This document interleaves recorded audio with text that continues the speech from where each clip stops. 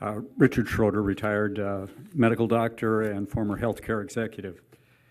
I'm actually going to talk to you about some of the information that the judge actually heard. This is from newly released information from the depositions and from the FOIAs that were requested in that 7-year testimony. So here it is, right from all the horses' mouths. It's sworn testimony of Amanda Falca of the National Science Foundation, a private organization responsible for certifying the safety of chemicals added to drinking water. We learned that the National Science Foundation conducted absolutely no studies on the neurologic effects of fluoridated water and couldn't even produce one study demonstrating the safety of water fluoridation on the brain. And we'll get back to what that means for seniors in a minute. But first, Joyce Donohue of the EPA, under threat of perjury, admitted that these safety studies needed to be done and stated that the studies done that showed harms were of high quality, but no safety studies done. Many of these studies showed strong correlation with reduced bone and hip fractures. In human clinical trials, increased fractures were seen, including spontaneous hip fractures, meaning that hips will break without any trauma or significant stress whatsoever. Fluoride is attracted, and here's the reason. Fluoride is attracted to mineralized tissue, that is bone. And that's the body's way of removing this particular toxic substance from the blood supply. So over our lifetimes, from youth up until we just get older and older, it gets in the brain. But osteoarthritis and other bone and joint diseases affect seniors predominantly, and is probably caused in some part by that. Now, communities with high natural fluoride levels of water do also show high incidence of skeletal fluorosis and osteoarthritis, two commonly seen conditions. And as it turns out, something called crippling skeletal sclerosis is where the EPA finally set the level of harm regarding fluoride for bones and joints. Skeletal fluorosis is a very extreme form of bone disease that confuse the spine.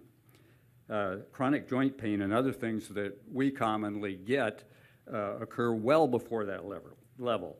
So thank you very much, EPA. But now let's return to the senior brain, okay? I found this most interesting. Casey Hannon, the director of the Division of Oral Health at the CDC, stated in his deposition that, quote, in animal studies, changes in the brain are seen that mimic Alzheimer's in humans. And that's the end of the quote. The elderly brain has a unique vulnerability to fluoride. Fluoride that has accumulated in the bones, remember that's how the body gets it out of the blood. Now as we get older, it releases it back into the bloodstream, okay? And as the bones break down with age. And to make matters worse, the ability to excrete it often diminishes with reduced kidney function with age. And here's the point.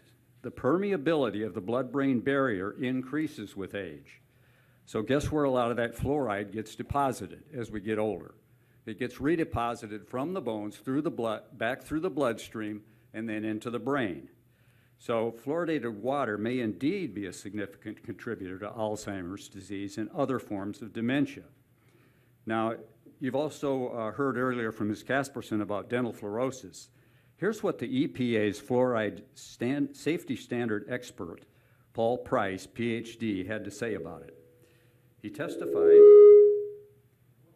testified in his deposition that he considers fluorosis not a safety risk, okay? Yet in a circulated email to his colleagues, he said, we have created safety standards that allow fluoride levels high enough to produce fluorosis that have teeth gross enough to gag a maggot. The EPA selected this level based on a cost-effectiveness study which showed that it is cheaper for people to keep their mouths shut than to remove the fluoride. Several, end quote, several EPA scientists actually went to court against the EPA for this, but the suit was conveniently thrown out of court.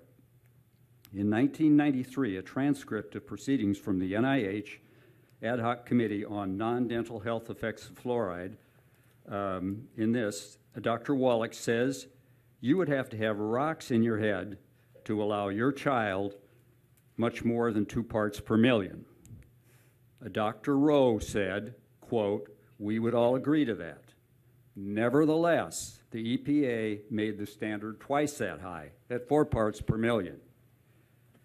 Historical fact, in the 1930s and 40s, fluoride was actually used to lower thyroid function in women with high thyroid levels. Studies now show that low levels of thyroid in pregnant women can result from drinking fluoridated water. And it has been well known, as far as I can remember, that low thyroid in pregnancy can negatively affect a child's IQ. The most severe form of this is known as cretinism, a well-known derogatory and belittling insult that is used to indicate stupidity. Bottle-fed infants get up to 250 times the amount of fluoride than breastfed babies, the level that nature apparently intended them to have.